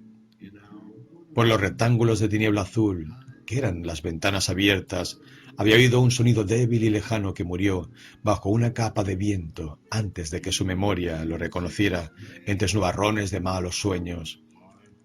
Pero el ruido penetrante había continuado. Se acercaba. Estaba ya al otro lado de las paredes de su habitación. El sonido del picaporte de una puerta, un paso, un murmullo. No sabría qué decir. Sentía un pellizco en la boca del estómago y le dolía todo el cuerpo en el esfuerzo desesperado para oír. Entonces uno de los velos pareció disolverse y vio una figura confusa junto a la puerta, de pie. Una figura esbozada y esculpida débilmente en la oscuridad, confundida de tal manera con los pliegues de las cortinas que parecía deformada, como un reflejo sobre un cristal empañado. Con un movimiento imprevisto de miedo o de resolución, John oprimió el botón que había junto a la cama y en un segundo estaba sentado en la bañera de la habitación vecina, bien despierto, gracias al choque del agua fría. Saltó afuera y con el pijama mojado que dejaba un rastro de agua tras sus pasos, corrió hacia la puerta de agua marina que, como sabía, daba al vestíbulo de marfil del segundo piso. La puerta se abrió sin ruido. Una sola lámpara escarlata que ardía en la gran cúpula iluminaba con profunda belleza la magnífica curva de la escalinata esculpida. Durante un instante John titubeó, aterrado por el inmenso y silencioso esplendor que lo rodeaba, como si quisieran volver entre sus pliegues gigantescos a la figurilla solitaria y empapada que tiritaba en el vestíbulo de marfil. Entonces sucedieron 2 cosas a un mismo tiempo. La puerta de su propio salón se abrió y 3 negros desnudos se precipitaron en el pasillo. Y cuando John se lanzaba, loco de terror, hacia las escaleras, otra puerta se abrió en la pared, en el otro extremo del pasillo, y John vio a Braddock Washington, de pie en el ascensor, iluminado, con una pelliza y botas de montar que le llegaban a las rodillas y relucían sobre el brillo de un pijama rosa. En aquel instante, los tres negros, John no los había visto antes y le pasó por la cabeza, como un rayo, la idea de que debían de ser verdugos profesionales. Dejaron de correr hacia él y se volvieron expectantes hacia el hombre del ascensor, que lanzó una orden imperiosa. «Aquí, adentro, los tres, rápidos como el demonio». Entonces los tres negros salieron disparados hacia el ascensor. El rectángulo de luz desapareció mientras las puertas del ascensor se cerraban suavemente y John se quedó solo en el vestíbulo. Se dejó caer sin fuerzas en un peldaño de marfil. Era evidente que algo portentoso había ocurrido, algo que, por el momento al menos, había aplazado su propio e insignificante desastre. ¿Qué había sucedido? ¿Se habían rebelado los negros? ¿Los aviadores habían forzado los barrotes de hierro de sus rejas? ¿O los hombres de Fish se habían abierto paso, torpe, ciegamente, a través de las montañas y contemplaban con ojos desesperanzados y sin alegría el valle espectacular? John no lo sabía. Oía un tenue zumbido de aire mientras el ascensor volvía a subir, y poco después, mientras descendía. Era probable que Percy se hubiera apresurado a ayudar a su padre, y se le ocurrió a John que aquella era la ocasión para reunirse con Kismin y planear una fuga inmediata. Esperó hasta que el ascensor permaneció en silencio unos minutos. Tiritando un poco, porque sentía el frío de la noche a través del pijama mojado, volvió a su habitación y se vistió deprisa. Luego subió un largo tramo de escaleras y siguió el pasillo alfombrado con piel de Marta rusa que llevaba a las habitaciones de Kismin. La puerta del salón de Kismin estaba abierta y las lámparas encendidas. Kismin, en kimono de angora, estaba levantada cerca de la ventana, como a la escucha, y cuando John entró silenciosamente, se volvió hacia él. «¡Ah! ¡Eres tú!», murmuró mientras cruzaba la habitación. «¿Lo has oído?» «He oído que los esclavos de tu padre entraban en mi...» «¡No!», lo interrumpió nerviosa. «¡Aviones!». «¿Aviones?». Quizá fuera eso el ruido que me despertó. Había por lo menos una docena. He visto uno, hace unos minutos, exactamente delante de la luna. El centinela del desfiladero disparó su fusil, y eso es lo que ha despertado a papá. Abriremos fuego inmediatamente contra ellos. ¿Han venido a propósito? Sí, ha sido ese italiano que se escapó. Al tiempo que pronunciaba la última palabra, una sucesión de explosiones secas penetró en la habitación a través de la ventana abierta. Kismin sofocó un grito.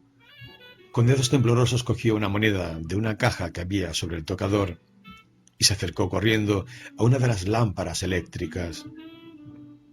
En un instante todo el castillo estaba a oscuras. Kismin había hecho saltar los fusibles. «¡Vamos!», gritó. «¡Vamos a la azotea a ver los aviones desde allí!». Se echó una capa, le cogió la mano y salieron a tientas. Solo un paso lo separaba del ascensor de la torre, y cuando Kismin apretó el botón para que subiera, John la abrazó en la oscuridad y la besó en la boca. Por fin John Unger estaba viviendo una aventura de novela romántica. Un minuto después salieron a la terraza blanca. Arriba, bajo la luna brumosa, entrando y saliendo a través de las manchas de niebla que se arremolinaban bajo la luna, en incesante trayectoria circular flotaban una docena de negras máquinas aladas. Aquí y allá, en el valle, ráfagas de fuego ascendían hacia los aeroplanos, seguidas por secas detonaciones. Kismin aplaudió con alegría, una alegría que un instante después se convertía en desesperación, cuando los aviones, a una señal convenida, comenzaron a lanzar sus bombas y todo el valle se transformó en un paisaje de estallidos resonantes y espeluznantes llamaradas. Pronto la puntería de los atacantes se concentró sobre los puntos donde estaban situadas las baterías antiaéreas, y uno de los cañones fue casi inmediatamente convertido en un ascua gigantesca que se consumía despacio sobre un jardín de rosas. «Kismin», dijo John, Te alegrará saber que el ataque ha empezado un momento antes de mi asesinato. Si no hubiese oído el disparo del centinela, ahora estaría muerto. —¡No te oigo!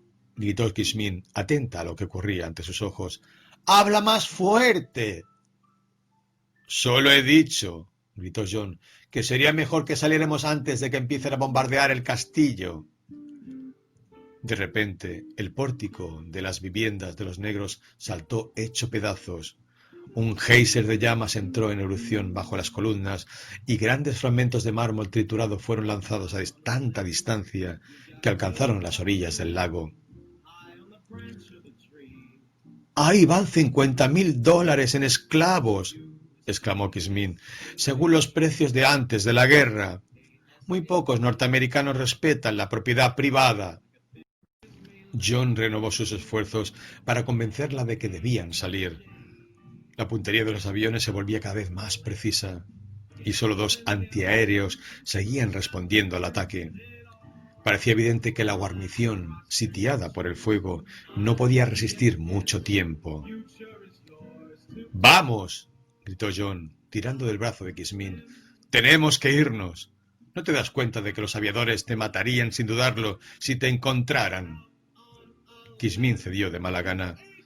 —Tenemos que despertar a Yasmín —dijo, y corrieron hacia el ascensor. Y Kismin añadió, con una especie de felicidad infantil: —Vamos a ser pobres, ¿verdad? Como los personajes de los libros. Seré huérfana y completamente libre. Libre y pobre. ¡Qué divertido! Se detuvo y unió sus labios a los de John en un beso feliz. —Es imposible ser las 2 cosas a la vez —dijo John con crudeza—. La gente se ha dado cuenta, y yo, entre las 2 cosas, elegiría ser libre. Como precaución extra, sería mejor que te echaras al bolsillo lo que tengas en el joyero. 10 minutos después, las 2 chicas se reunieron con John en el pasillo oscuro y bajaron al piso principal del castillo. Recorrían por última vez la suntuosidad de los espléndidos salones y salieron un instante a la terraza para ver cómo ardían las viviendas de los negros y las ascuas llameantes de 2 aviones que habían caído al otro lado del lago. Un solitario cañón antiaéreo aún resistía con tenaces detonaciones y los atacantes parecían tener miedo de descender más y seguían lanzando estruendosos fuegos de artificio hasta que una bomba aniquiló a la dotación etíope del cañón antiaéreo. John y las 2 hermanas bajaron la escalinata de mármol, giraron abruptamente a la izquierda y empezaron a ascender por un estrecho sendero que rodeaba como una cinta la montaña de diamante. Kismin conocía una zona muy boscosa a medio camino donde podían esconderse y descansar mientras veían la terrible noche en el valle. Y, cuando fuera necesario, podían huir por fin a través de un camino secreto entre las rocas de un barranco. 10. Eran las 3 de la mañana cuando llegaron a su destino. La amable y flemática Yasmín se quedó dormida inmediatamente, apoyada en el tronco de un gran árbol. John y Kismin se sentaron, abrazados, a mirar el desesperado flujo y reflujo de la batalla, que agonizaba entre las ruinas de aquel paisaje que, hasta aquella misma mañana, había sido un vergel. Poco después de las 4, un estruendo metálico surgió del último cañón que seguía disparando. Quedó fuera de servicio entre una repentina lengua de humo rojo. Aunque la luna estaba muy baja, vieron cómo las máquinas voladoras giraban cada vez más cerca de tierra. Cuando estuvieran seguros de que los sitiados habían agotado sus recursos, los aviones aterrizarían y habría concluido el oscuro y esplendoroso reinado de los Washington. Con el cese del fuego, el valle quedó en silencio. Las cenizas de los 2 aviones derribados fulguraban como los ojos de un monstruo acurrucado en la hierba. El castillo se elevaba silencioso en la tiniebla, bello sin luz como bello había sido bajo el sol, mientras las carracas de Némesis llenaban en el aire con un lamento que iba expandiéndose y disminuyendo. Entonces John se dio cuenta de que Kismin, como su hermana, se había quedado dormida. Eran más de las 4 cuando oyó pasos en el sendero que acababan de recorrer, y esperó, aguantando la respiración, sin hacer ruido, a que los dueños de aquellas pisadas dejaran atrás el lugar estratégico donde se encontraba. Algo flotaba en el aire, algo que no era de origen humano. El rocío era frío. John pensó que pronto amanecería. Esperó a que los pasos estuvieran a una distancia segura, montaña arriba, y dejaran de oírse. Entonces los siguió, a medio camino de aquella cumbre. Los árboles desaparecían y un abrupto collado de roca se extendía sobre el diamante enterrado. Poco antes de alcanzar este punto, John disminuyó el paso. Un instinto animal le había advertido que algo vivo le precedía, muy cerca. Cuando llegó a una gran piedra, levantó poco a poco la vista sobre el borde. Su curiosidad quedó satisfecha. He aquí lo que vio. Allí estaba Brado Washington, de pie, inmóvil, perfilado contra el cielo gris, silencioso, sin un signo de vida. Al amanecer, que desde el este le daba a la tierra un matiz verde y frío, hacía que la figura solitaria pareciera insignificante a la luz del nuevo día.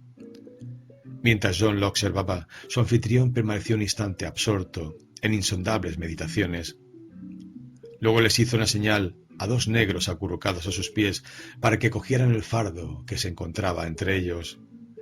Mientras se levantaban trabajosamente, el primer rayo de sol, amarillo, se refractó en los prismas innumerables de un inmenso diamante exquisitamente tallado, y un resplandor blanco fulguró en el aire como un fragmento del lucero del alba. Los porteadores se tambalearon un instante bajo su peso.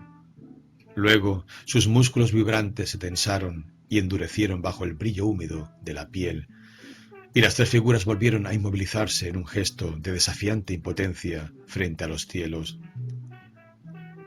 Un instante después el hombre blanco levantó la cabeza y lentamente alzó los brazos para reclamar atención, como quien exige ser oído por una gran muchedumbre. Pero no había ninguna muchedumbre, salvo el vasto silencio de la montaña y el cielo, roto por el tenue canto de los pájaros en los árboles. La figura sobre la roca empezó a hablar enfáticamente, con un inextinguible orgullo. Tú! Gritó con voz temblorosa. Tú! ¡Ahí! Cayó, con los brazos todavía extendidos hacia lo alto, la cabeza levantada, a la escucha, como si esperara respuesta. John aguzó la vista para ver si alguien bajaba de la montaña, pero en la montaña no había rastro de vida humana, solo el cielo y el silbido burlón del viento entre las copas de los árboles. ¿Estaría rezando Washington? John se lo preguntó un instante, pero la desilusión duró poco. En la actitud de aquel hombre había algo que era la antítesis de una plegaria. Tú! ¡Ahí arriba! La voz era ahora más fuerte, más segura. No se trataba de una súplica desesperada. Si algo caracterizaba aquella voz era un tono de monstruosa condescendencia. Las palabras, pronunciadas con demasiada rapidez para ser comprendidas, se disolvían unas en otras.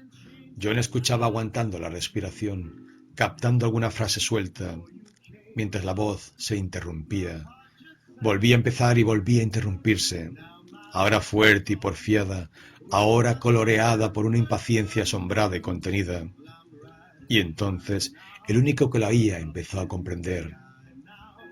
Y mientras la certeza lo invadía, la sangre fluyó más rápida por sus venas. Braddock Washington estaba tratando de sobornar a Dios. Se trataba de eso, no había duda. El diamante que sostenían sus esclavos solo era una muestra, una promesa de lo que vendría después. John comprendió por fin que aquel era el hilo conductor de las frases. Prometeo enriquecido invocaba el testimonio de antiguos sacrificios olvidados, ritos olvidados, plegarias obsoletas desde antes del nacimiento de Cristo. De repente su discurso tomó la forma de un recordatorio. Le recordaba a Dios esta o aquella ofrenda que la divinidad se había dignado aceptar de los hombres. Grandes iglesias, si había salvado ciudades de la peste, ofrendas de oro, incienso y mirra, vidas humanas y bellas mujeres y ejércitos prisioneros, niños y reinas, animales del bosque y del campo, ovejas y cabras, cosechas y ciudades, territorios conquistados, ofrendados con codicia y derramamiento de sangre para aplacar a Dios, para comprar el apaciguamiento de la ira divina. Y ahora, Braddock Washington, emperador de los diamantes, rey sacerdote de la Edad de Oro, árbitro del esplendor y el lujo, iba a ofrendarle un tesoro que ninguno de los príncipes que lo habían precedido hubiera podido soñar, y no lo ofrecía suplicante, sino con orgullo. Le daría a Dios, continuó, descendiendo a los detalles, el mayor diamante del mundo.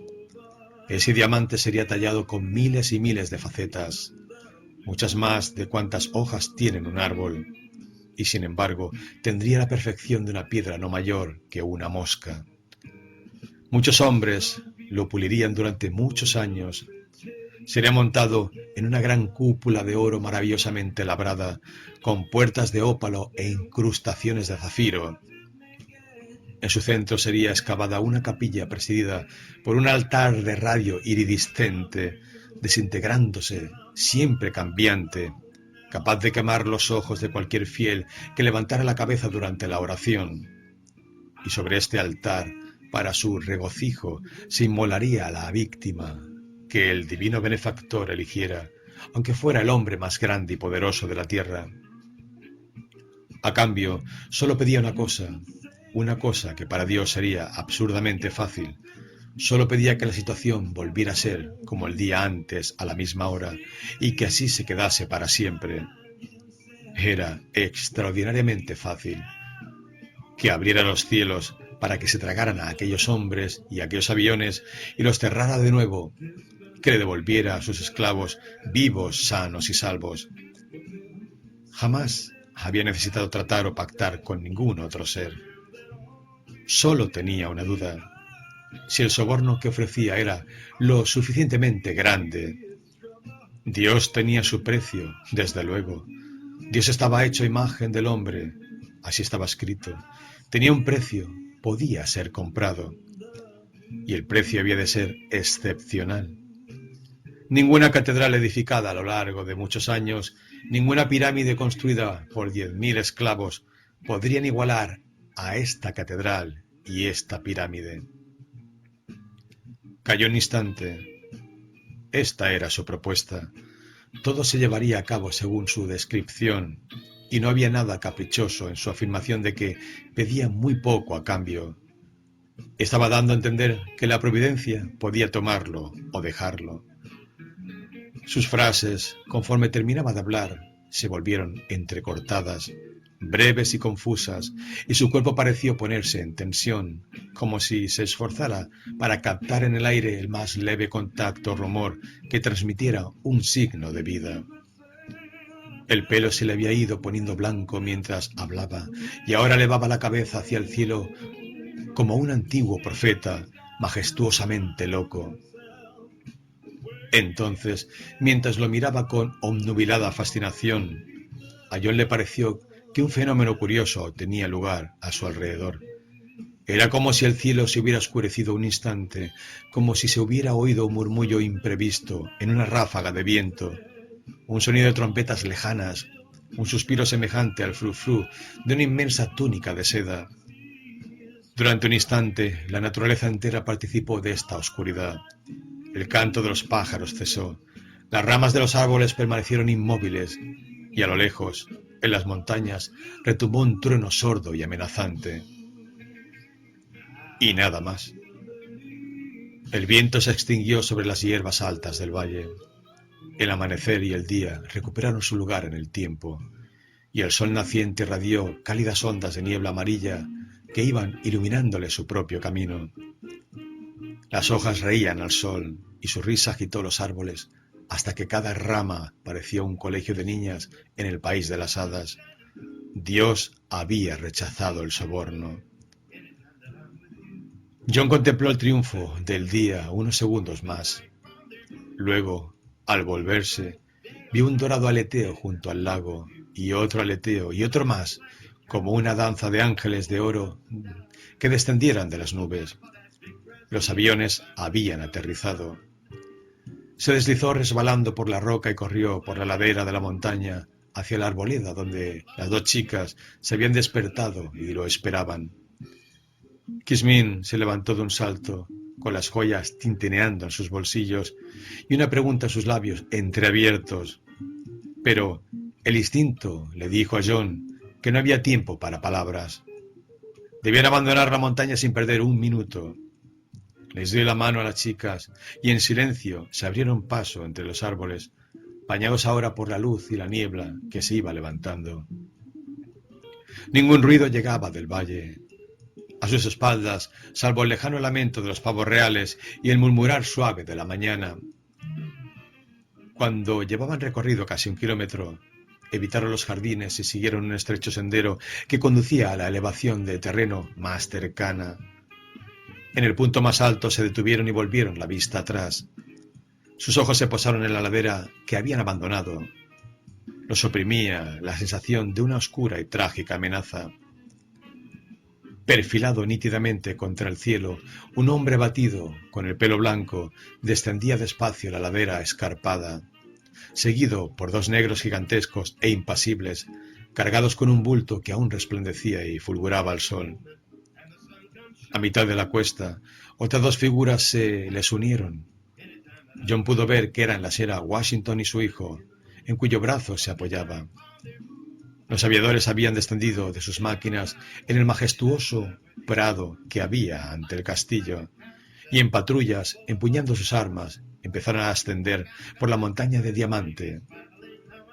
Pero el reducido grupo de 5 personas que se había formado en la ladera y sobre el que se concentraba la atención de todos, se había detenido sobre un saliente de la roca. Los negros agacharon y abrieron lo que parecía ser una trampilla en la falda de la montaña. Por allí desaparecieron. El hombre de pelo blanco en primer lugar y luego su mujer y su hijo, y por fin los 2 negros. Las relucientes puntas de sus gorros enjollados reflejaron al sol un segundo antes de que la trampilla descendiera y se los tragara a todos. Kismin apretó el brazo de John. ¡Ah!, exclamó con desesperación. ¿A dónde vamos? ¿Qué vamos a hacer? ¿Debe de haber algún túnel por donde podamos escapar? Los gritos de las 2 chicas interrumpieron su frase. ¿No te has dado cuenta?, exclamó Kismin histérica.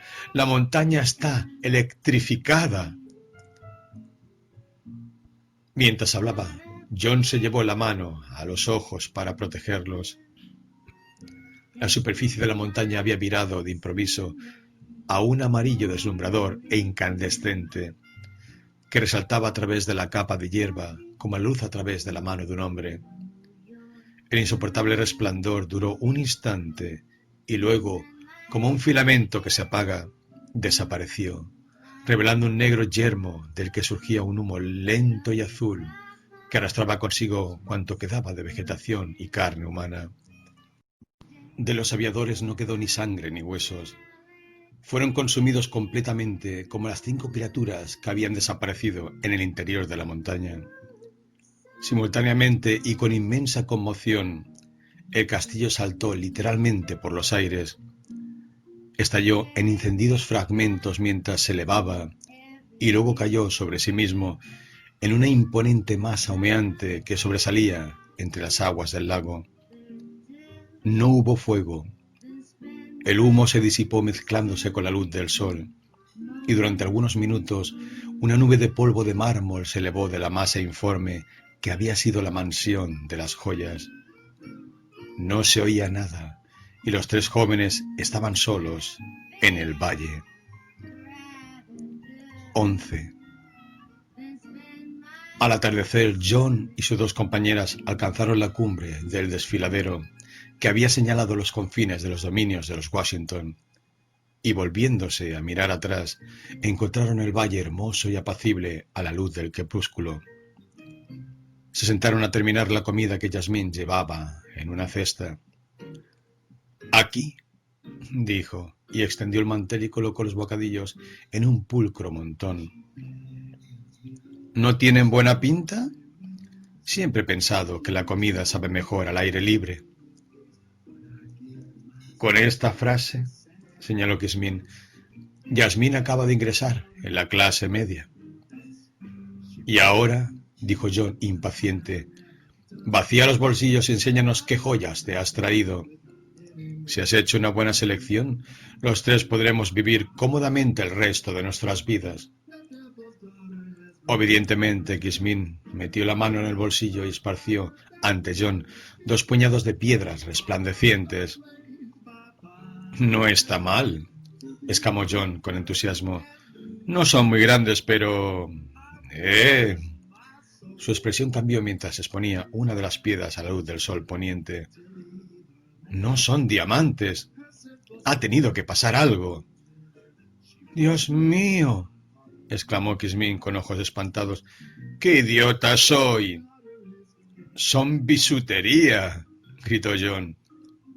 Lo sé, se echó a reír. Me he equivocado de cajón.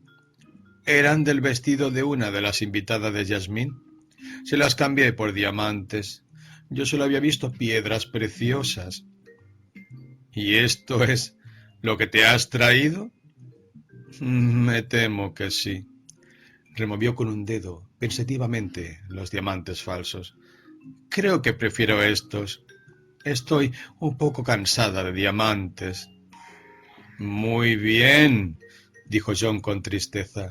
Tendremos que vivir en Hades, y envejecerás contándoles a mujeres incrédulas que te equivocaste de cajón. Por desgracia, los talonarios de cheques de tu padre se han consumido con él. Bueno, ¿qué tiene de malo Hades? Si a mi edad vuelvo a casa casado, es muy fácil que mi padre me desherede y me deje un poco de carbón caliente, como dicen allí en el sur. Yasmín se animó a hablar. A mí me gustaba lavar la ropa, dijo en voz baja. Siempre me he lavado mis pañuelos. Lavaré ropa para la calle y los mantendré a los dos.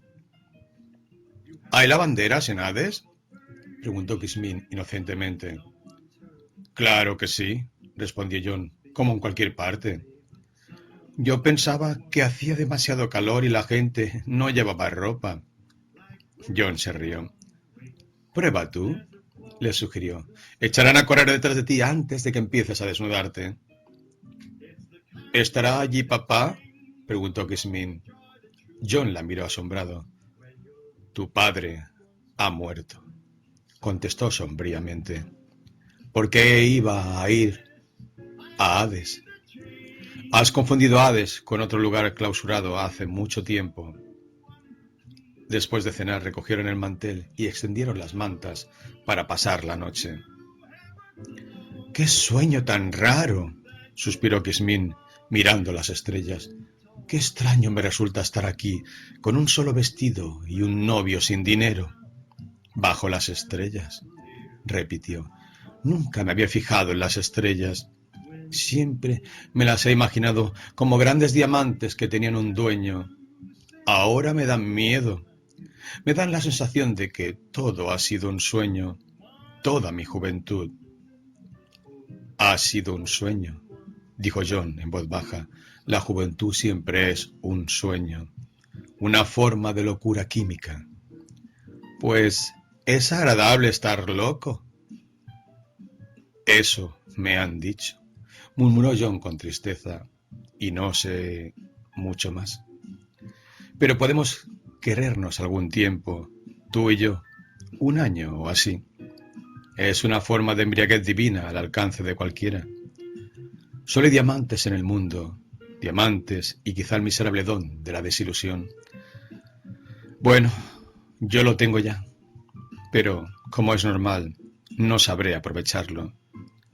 Se estremeció y añadió: Álzate el cuello del abrigo, chiquilla. La noche es fría y vas a pillar una pulmonía. Quien descubrió la consciencia cometió un pecado mortal. Perdámosla unas horas. Se envolvió en su manta y se durmió.